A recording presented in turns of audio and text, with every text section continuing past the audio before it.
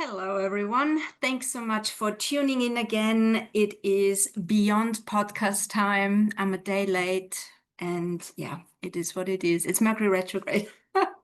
That's what it is. And yeah, so welcome. Thanks for listening, for watching. And yeah, so today we'll be looking at the week from Monday the 21st till Sunday the 27th of July. Um, yes, this is a big week. And just right now, as I'm talking, as you can see, we have the sun just moved into Leo today. So today is the 23rd of July, 2025. The sun is in Leo now. So happy birthday, all you Leos out there. A month ahead of you to celebrate. And Leo is one of the signs who loves to celebrate and actually to be celebrated and be center stage and yeah, get some applause and be right out there in the middle, and that's so beautiful about Leo. And yeah, the warmth of the heart. It's yeah, Leo is that beautiful energy. Leo rules the heart, and we are passionate. There is excitement, enthusiasm, adventurism, joy, sexuality, beautiful fire energy. There is a maturity as well. While Leo is playful, there is also a greater maturity that's happening here. And it's everything, like the whole year unfolds in stages, in heroic stages, as we, the heroes and heroines move through the year. We are moving through all the initiations, and the first initiation of fire is the sign of Aries. So that's where we start the journey in the zodiacal wheel, and we are yeah, there's a youthfulness, there is impetus, we are driven, we are sometimes yeah, also a bit yeah, driven by impulses. We can be maybe yeah, not it, I don't want to say the wrong thing, but Aries has that. There can be a certain immaturity because it follows so much that first impulse, and there's a reactiveness. So often with a strong Aries, we don't think too much. It's like, whoa, I feel this. This is great. I'll go for it. It's like a risk taker, and really initiating something. And then the second fire sign is Leo. But before Leo, so we're moving through, we Taurus, Gemini, Cancer, and then Leo summarizes, brings everything together again in a mature way as we've been walking through all the elements and integrating and opening up. And also, just now, I feel like maybe a lot of us, we're feeling the shift from Cancer into Leo because Cancer is rather inward. It's about our feelings, emotions. How do I feel safe and secure and nurtured within myself, and creating that sacredness within and without, so we can feel a sense of safety. So with Leo again, we are heroic, we are courageous. There is a childlike quality through play. There's playfulness. Also, Leo rules the fifth house of the zodiacal wheel. It's about also about children because we're playing here, and we want to be childlike and not getting too rigid or overthink things. And yeah, what does it mean to be an adult? I think it's a great way to be playful and lighthearted, and that's a strong Leo energy, as well as the vibrant, the sexuality. It's yeah, very, very powerful because also Leo rules, the fifth house also rules romance and lovers. So a much greater portal is opening for that to happen, for our hearts to open more as we've gone through more of a hibernation phase for the last month and the last lunation.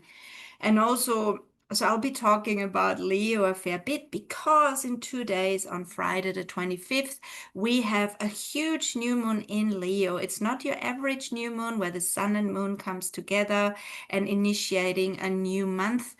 It's more um it's more of Yeah, it's a big portal. It's there's so much happening because the sun and the moon coming together at 2 degrees of Leo, they are also making, yeah, profound dialogues with three outer planets, with four outer planets. So this is huge because also, and this energy will take us throughout the whole month until the 24th of August to the next new moon in Virgo. So I'm just going to read out of my celestial tarot. The Leo rules in the tarot, it's the strength card. It's the eighth card in the major arcana. It's the strength. Leo, the lion-hearted heroine. Leo is the king of the beasts, is a common epithet for the lion, the zodiacal totem representing Leo. Traditionally, strength depicts a young woman taming a lion. Con what is it? Contrasting the brute force of the lion's body with the purity of the virginal spirit. The combination of Leo and Virgo. Atlanta, the huntress and personification of feminine strength, represents the virginal taming of the fierce lion in Greek myth. Teth, the Hebrew letter associated with the card, means snake. The head is lifted, suggesting the Kundalini has risen, and Atlanta faces her her instinctual force. My eyesight is getting worse. From a psychological perspective, this suggests willpower. Willpower can channel the instincts in service of the self. On a divinatory level, this card implies the individual is experiencing an initiation into their strength and courage by finding the will and bravery to accept difficult and dark feelings. So that's strength. And I love this because Leo is really, it is summoning the strength, our willpower. Leo asks us to be courageous in being ourselves because Leo is very exuberant. We are expressive. Leo is creative self-expression. So it is about tapping into our confidence. Can I be confident in expressing myself, who I truly am? And so this is really big with Leo. I can read out some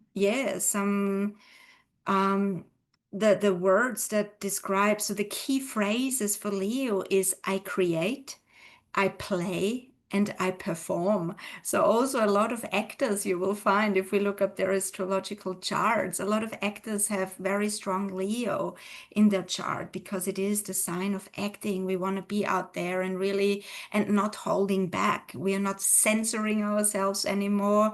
We've gone through quite some catharsis, I feel, over the last weeks, and also still going through cathartic times because also we are having Mercury, as you can see, also in the sign of Leo. So Leo is really, really strong.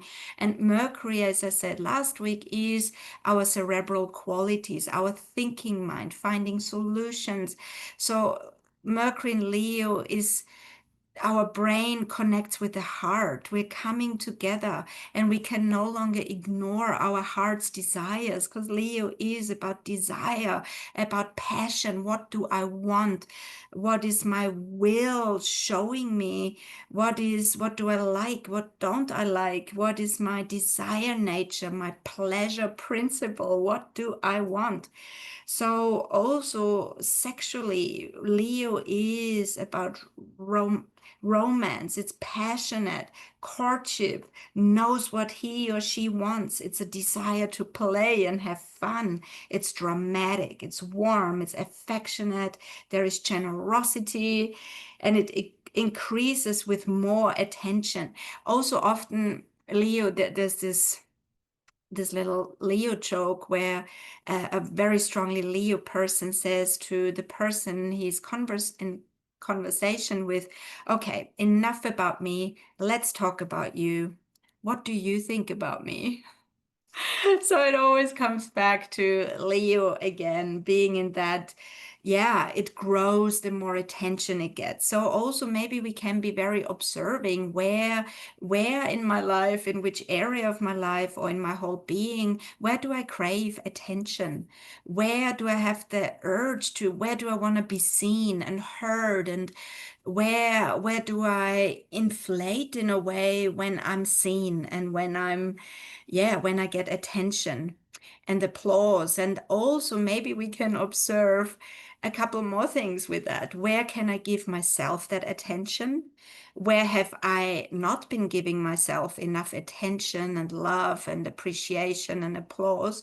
And where am I projecting that outside of me? So that's a really big thing as well, because we in Leo season, and particularly with Mercury retrograde, that there's a deep encounter with ourselves. So it's a great time to feel into where am I craving that, where am I attention seeking in some ways? And there's nothing wrong with that. We are all beings of love, and we thrive when we are heard and seen, and really when someone really gets us and we engage in that beautiful, a deep conversation, and someone is an active listener and we can be sharing. And also, of course, in intimate relationships, when we get together, we want to have the attention of our beloved, and we want to be fully present with that particular person, and be totally loved up. In Leo, we want to be from top to toe. It's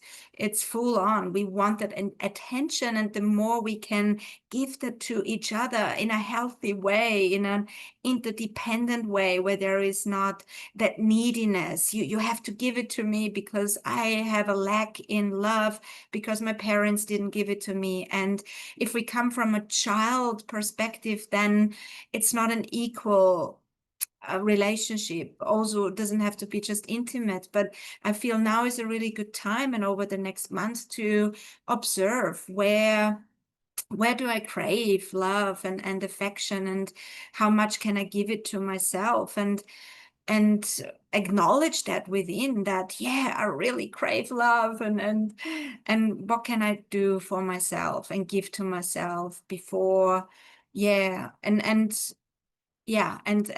then of course, how can we receive that attention from another in an organic, beautiful way, where each party is longing to give and receive and share. So there is quite some juicy stuff literally happening here. And that's not all, because when we're looking ahead, only in 2 days, 25th of July, this is Friday here, Southern Hemisphere, in Australia. Yeah, we got a full new moon in the sign of Leo. You can see here 2 degrees of Leo. And it's kind of interesting. I just, as I was reading out the tarot card where it talks about the young virgin woman that is taming the lion, that's all already very dramatic that's going on here. And then in my book, An Astrological Mandala by Dane Rudhyar, it's kind of funny that the 2 degree mark of Leo, he talks about a middle-aged woman, her long hair flowing over her shoulders in a bra-less youthful garment. So that is interesting, that we have on one side the young, expressed in mythology, the young virginal woman, ripe and fertile, and then we have the middle-aged woman, long hair, no bra. Sounds almost like Malumbimbi at its best. It's, yeah, so that's all the so yeah, the will to meet the challenge of age in terms of our modern society's glorification of youth. So that's interesting, because Leo is childlike. So it feels like we're meeting a childlike sense. We have a youthful sense. We have a middle-aged experience and an elder experience. And here it says this third stage symbol implies a reorientation of one's ideal of action in relation to the collective mentality of the social environment. more particularly a refusal by the individualized consciousness to be bound by biological or social standards. The key word here is independence. And I love that because I feel like what's going on astrologically, we are really stepping into our own. We are no longer censoring. We are no longer holding back our truth, no matter what age we are. We are questioning social standards and norms and authorities because we are really claiming our own authority. And this new moon is on Friday is like, it's so big because we are really coming to our own, where we are in our sovereignty, the strength of Leo here lies in acknowledging all the parts of ourselves, the good, the bad, the ugly. Who cares? We are all everything. We are light, we are shadow, we are whatever. It's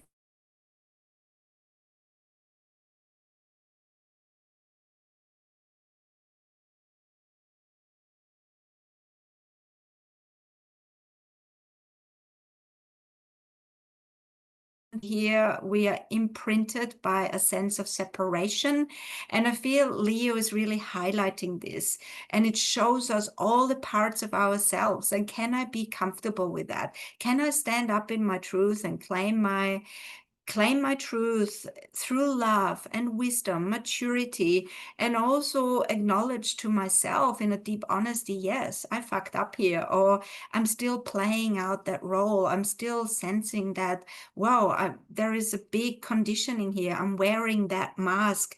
I am tapping into my lower self right now. Thoughts of negativity, betrayal, jealousy, all that stuff is up.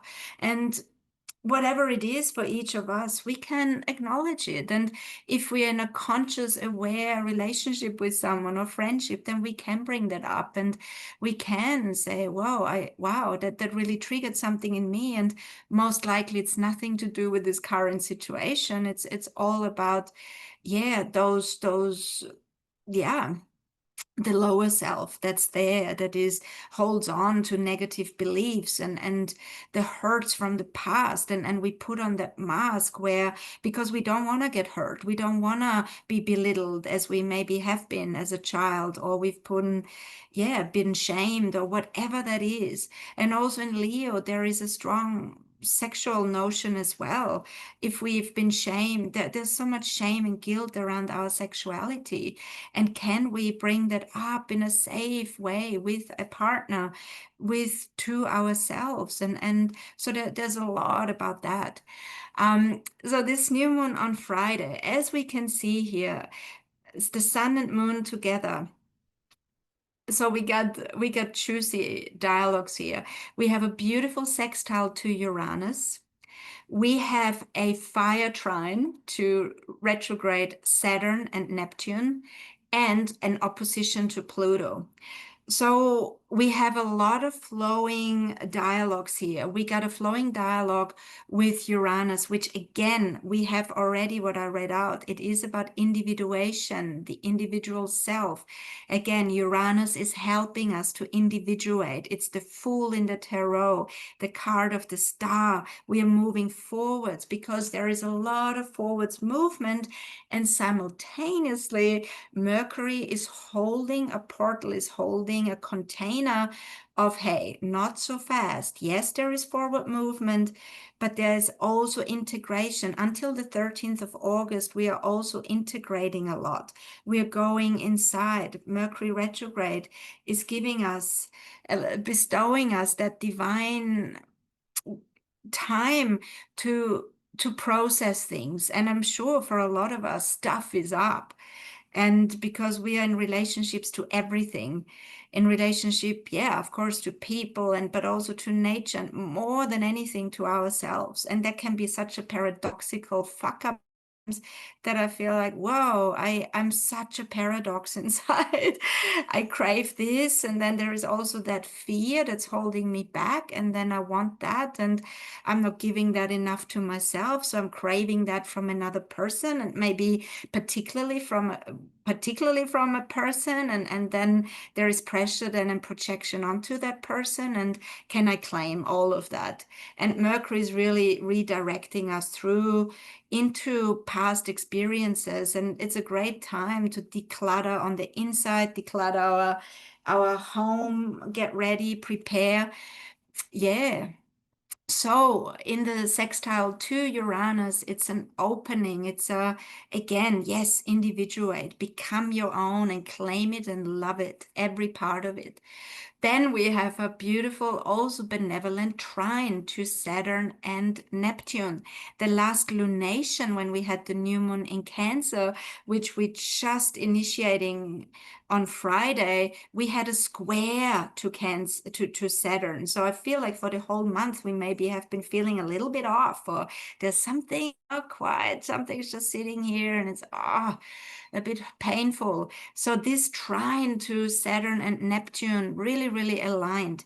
It is again helping us to resetting on a spiritual level, on a responsible level. We're claiming our responsibility, authority. We know that our actions have consequences, and it's also it's expansion of consciousness here. We are expanding. Leo, Aries. It's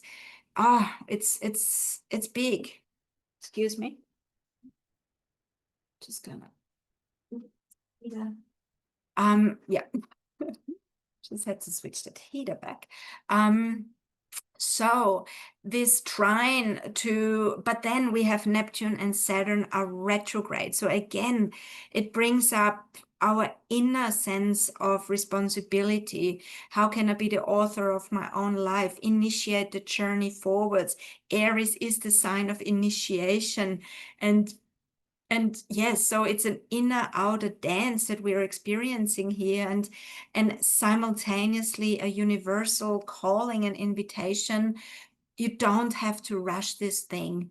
Just be present as much as we can, and allow that consciousness to take us where we need to go. And yes, there will be more detours and maybe changes to plans and directions that our thinking mind has been guiding us to, and but then there is a higher, greater plan which will be unfolding still over the next 2-3 weeks while Mercury is retrograde.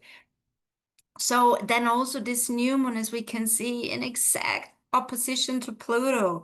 So we got Pluto, Lord of the underworld, our deep subconscious, all the deeply buried stuff, the murky, what we don't want to look at. So again, there is a truth that wants to reveal itself. Also because Leo and Aquarius, it yeah, it can be about romantic notions. It can be where maybe someone reveals their truth about themselves, or we've been idealizing someone. Neptune retrograde, there can be idealization.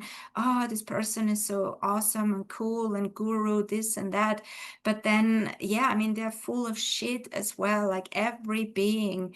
And everyone's conditioned, everyone has their own truth. There is no ultimate truth. So it's good to question things and not idealize anyone. And maybe someone is gonna remove their mask, and most likely it's ourselves. Whoa, this mask has to go because, well, it doesn't have to go. I mean, it's still something. The mask keeps us safe. It's there because there is past wounding, and we are idealizing ourselves. We don't want to be hurt anymore. We don't want to go through painful experiences. So we put a mask on in social encounters, in projecting out there. Yeah, I'm always the funny one. I'm the big achiever. I'm the perfect partner. I'm whatever it is.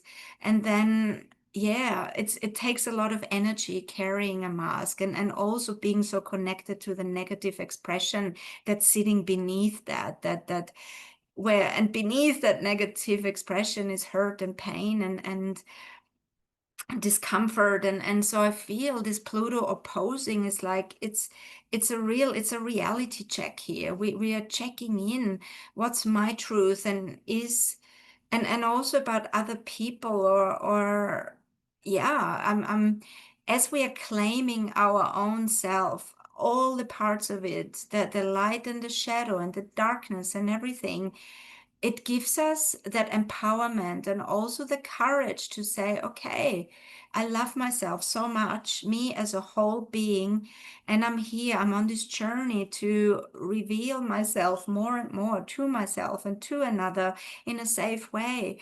And maybe it also will show that I don't want to deal with that shit any longer, or where we see something for what it is. And it's like, okay, I'm claiming me. I don't need that. It's been the old me that was, yes, there is insecurity, and I can acknowledge that within myself, but I'm no longer going for what I've been going in the past. And there can be relationship stuff, friendships, situations, jobs, whatever it is, or health wise. We still have Mars. Mars just coming together in Virgo with the South Node. It's a purge. We're letting go of old ways of being, of diet, of food that is not serving us, overeating, whatever it is, addictions. It's a lot here in this picture for me, I feel, about any addictions of the past that somehow we felt kept us safe. But that is not the truth. And we know that. We know that. Like if I was to take my mask off, if I totally reveal myself to the people that care and the people that don't care, who gives a fuck anyway? So if we can take off that, or really observe that, the value in observing is that we are not judging in that place. So if I pick myself up on negative feelings, oh, I'm jealous again, I'm feeling rage against this person, or there's this big trigger or whatever, as when I can observe that and say, okay, I can feel, I know this is coming from a past conditioned way, and it actually feels really shit. I don't want to feel that way. Then I can make changes knowing that that's not me. It's never been me. I've taken them on because as a child I had to survive, to get through this. But now it's time to let let ourselves roar. Let us have the biggest roar.